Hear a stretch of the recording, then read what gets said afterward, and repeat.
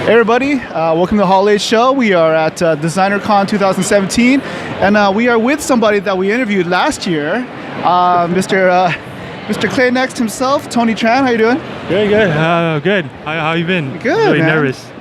You still nervous? Yeah. I'm always nervous. You've had a year to prepare for this moment. I know. Caught me off guard. Oh well, the reason why we stopped to say hi is because we noticed you have some new creations here.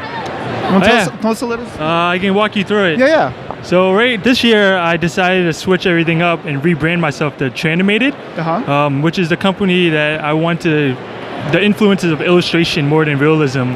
I have more fun and more creative control as in coloring and painting styles compared to mentally killing myself because it didn't look real as it used to be. Yeah. And now I'm just exploring cell shading and different hues and volumes of texture of like Hellboy, for instance, how different hues of red, the vibrant reds and contrast from the dark. Moreover, because I haven't seen anything of this style, and I want to try to be different, stand out. So this is a new series that I'm currently developing right now, which is a gang of 4, which is I want to create a series where it's independently they can hold their own, but if you could connect them all to one base, it creates a epic dynamic scene. Oh wow. So if I were to like put them all together, it would actually make it look like an epic. But if you like do an overview, you can see like it aligns like a puzzle. Okay. Yeah. So something like that, but you can get the idea. So I see Stranger Things, I see Hellboy, I see Marvel Avengers. What other groups do you have in mind?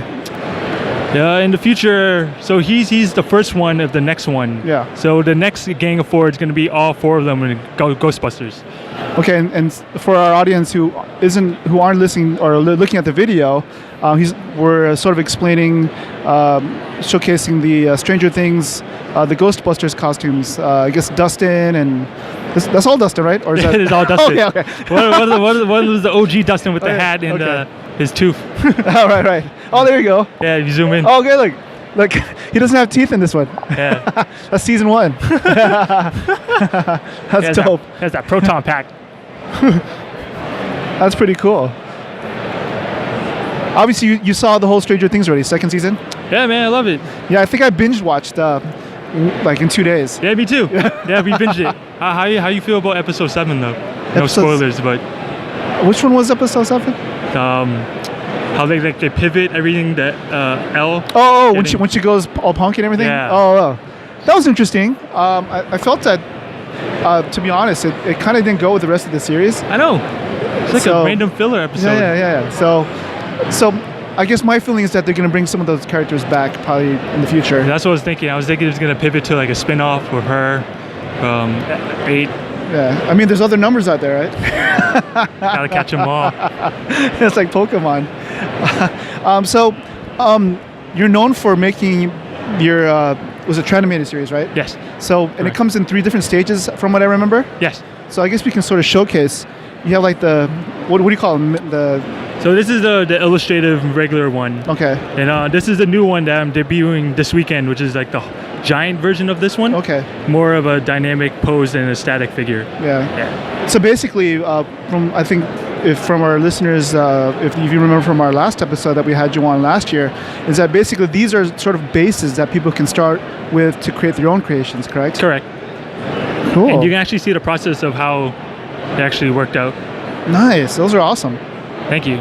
So, in the year that we haven't seen you, obviously you're starting to take, starting to evolve in your creativity. What else is new? This weekend I'm debuting my first original character. I'm unsure of the name yet, so I'm just gonna call him Mr. 2.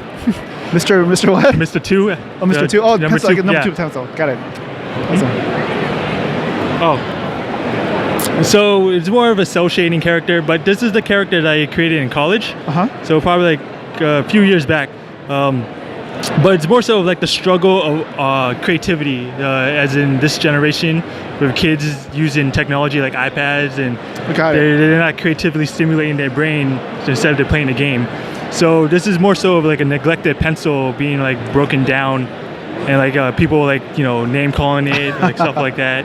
Yeah, but he's on crutches and He's on crutches. because his pencil tip broke, and like, there's no love for him anymore. No one cares about him. So now he's just in crutches trying to survive.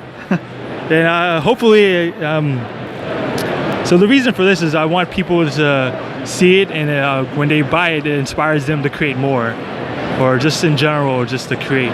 So I noticed that not only do you have your clay creations, but you also have an illustration in the background. Oh, correct. Did you create that one as well? Yes. So are you going to do more illustration? Yes, which is hence is why the name is called Tranimated. So I'm trying to combine both mediums in the form of illustration and sculptures as well. So it can just like one parallel. Nice. And you're a graphic designer from what I remember, right? Yes. Cool. Is that still your regular 9 to 5? Yes. Yeah? Yeah. Me too. Yeah. You can't escape it. Well, it's a balance. It's a balance of everything. Speaking of balance, how do you balance your sort of clay or Tranimated creations and your regular 9 to 5? We bike a lot at Santa Monica. Oh yeah. Yeah, actually, I learned how to bike in California. Oh yeah, I think we covered that last year. Yeah. I mean, just overall, she's my balance. If it wasn't for her, then I would be like going crazy. Which is a good segue to, I guess we can pass the mic over to Selena, your better half. Should I come out or? Should she walk over here? Or? No, that's fine. You can. And we can talk about this other project that you guys are collaborating on. Sure. It's a story that you worked on. Yeah, so this is actually a few years ago we came up with a character that can time travel, and the idea is that when he time travels he can see the consequences of what he's eating and how his lifestyle is. And it kind of came about when we saw that the younger generation is kind of just eating whatever, and always on their phone or playing with games. And so instead of we looked at the apps that are out there and all like the games that try to teach them how to eat healthy, they just are facts, like, oh, you should eat vegetables, you should eat this, you should eat that. So what we wanted to do was to put a new twist on it and have this character that can time travel to make it look cool, to show the kids in a more creative and imaginative way of what he goes through and how when he eats healthy or unhealthy, what happens when he chooses to go outside and play versus staying inside and playing on video games. And so this is our very first story back in 2014, and this year we wanted to launch short stories online for free. So the idea is to put him out there, put the character out there, and just have as many people read it as possible. And it also allows us the flexibility to change stories in real time, because they're going to be online for free, but then we will constantly coming up with stories so we can kind of reflect I guess real-time events, the things that we see currently. Nice. Instead of it takes a while to have a book illustrated, corrected, printed, put it on the market, but this gives us more flexibility and allows us to not have to sell the stories, but more so just allow everyone to read it. And then if they like it, they can support us, they can donate, they can support us, I guess. But this first book itself, hello, yes? How much? I think they're 15, right? So yes, this is perfect for kids. But oh no, but that's the idea. We wanted to combine the two, because this is more geared towards kids, but then this also kind of explores a more creative side, instead of having kids always play games and be on the computer on their phones. So this is kind of how this connects from one side to the next. Nice. On the table. A friend of ours, Keithan Jones, his tagline is "The kid in you never dies." So that's kind of what his his stuff is, and complements this the children's book, because he is the illustrator for all of these. So I come up with the stories, and then he kind of executes it in a way that's playful, fun, and better than I can do. I just had an idea, like all the short stories and stuff that you make free online, you can sort of sell a compiled version. Yes, yeah, that's a good point. So we kind of wanted to see how people react and some feedback. So we're very, very open to feedback because the first story actually kind of sent this out to local preschools in the Santa Monica, LA wow. area, Nice. and we did get some feedback, and it was actually encouraging because some of the feedback we got from the very first book we had already incorporated into our short stories. So people wanted to see more diverse situations, more diverse characters, and so we had already done that. So it's kind of encouraging for what we kind of predicted and what the kids and teachers wanted to see. So that was very cool. I think it's important because, I mean, in today's world with, a lot of the schools being, I guess, sourced by processed foods and like I remember watching Jamie Oliver's special on like how he tried to talk to the guy that ran the I guess the school system, like the food and everything. Yeah. Did you see that one? Not that one in particular, but I know what you're talking about where it's like the food that they have, when they eat, it's just, soda, chips, candy. Right, exactly. Like we see that a lot, and so this is kind of in a more cool way trying to show that you don't always have to eat those kind of things. You can eat more healthy, and it can be cool. It can be not as bad as your parents telling you eat more vegetables. So that was kind of the idea. But so what was your favorite vegetable growing up? Well, it was spinach because of Popeye. Oh, okay, so there that's you go. kind of where our inspiration came from. It's like if he is a character that can get people to eat spinach, we can try to come up with something using Bob and putting different scenarios with the current foods now. Since it is a little different than before. There's so many different types of foods out there, but that goes back to being the short stories and how we can kind of take what's popular and incorporate it, immediately or in real time.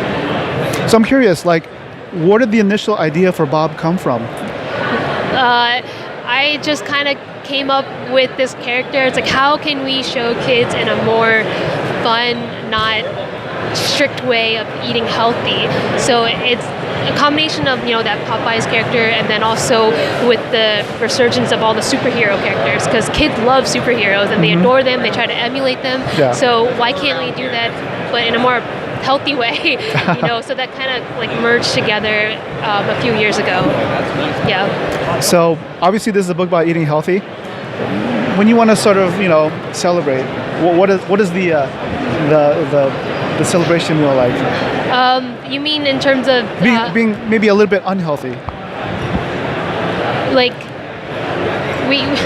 I'm not trying to understand. Like so. Oh, like when you want to go out and have a like a good meal, or like what's something that's... Oh, you mean like those moments where you're not always like a cheat meal? Yeah. When would we do that, or we? I guess once a week, maybe. Like on that Friday, a very stressful week, we just kind of go out, relax, and have that cheat day. But it's hard. Like we do know that too when we work full time and then do this on the side, and it's like very easy just to go out and grab a quick bite that may not be as healthy.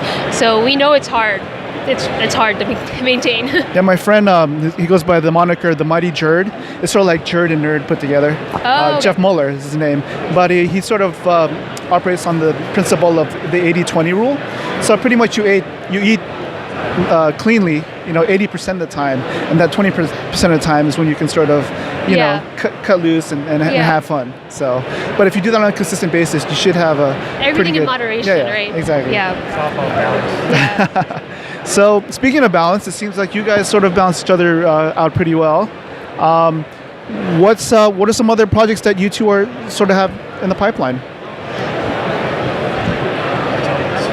Yes, I just so in the future, maybe within the next year. So we already have 6 stories outlined. 3 will be released on Monday, and then the next 3 hopefully in the upcoming months. But the idea is that we want to have more. We have different scenarios, but we do want to take people's feedback and comments to kind of make them better. So we do want to keep releasing them in the next year or so, but we would like to have some feedback as well. So any comments that people have, please send them our way. So where can people find these stories online?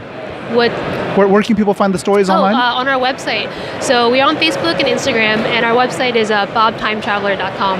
So everything's kind of Bob Time Traveler. You can find us. Look, well, just to sort of tease it, where are some locations and time periods that Bob traveled to? So right now in this first, I guess, series, we're kind of exploring how he goes to different locations of different scenarios. So in one example, in actually story number 3, we kind of go into the supermarket scenario to see what happened. Not Bob himself, the other characters, to kind of see what's going on and how, that can influence not so much of, oh, you need to eat this versus this, but just what happens when you're so attracted towards candy and sucked in towards that, as opposed to just going outside and playing. So that's kind of, I guess, the teaser for story 3. But then I don't want to give too much away for the story 1, because they're kind of introducing new concepts and new locations, new scenarios. But going back to releasing more stories in the future, we do want to explore solely when he time travels to the future, and then also when he time travels to the past, because I think when you go to the past and see how people were eating then and how eating now, it kind of puts everything into perspective, especially with all the processed foods and what wasn't available back then that is now. So those are the kind of things we're trying to put into different series, so that way it gets the ground established as to what he's doing, where he's going, but then introducing more complex themes, going to the future and going to the past, because in addition to giving this books to the preschools, we had read to a couple of second grade classrooms, and the concept of time travel, if it's too complicated all in one, they might not get it. So these series are kind of broken down to be more, introductory, and then building up on that. So that's kind of good. what we thought. So we're kind of, relying on the kids to tell us what to do. So when they kind of, gravitate towards certain images or certain storylines, then we kind of gear towards that, and it's helpful that way. Wow, that's interesting. I just don't really think about from a kid's perspective sometimes, so it's good that you've actually taken your product out to the schools and actually seeing how they react. It helps, because what we think may be cool, they don't think it's exactly cool. Or, it was really funny. Our first story, there's one scene that was his teeth are all messed up, and I think it was too scary, right?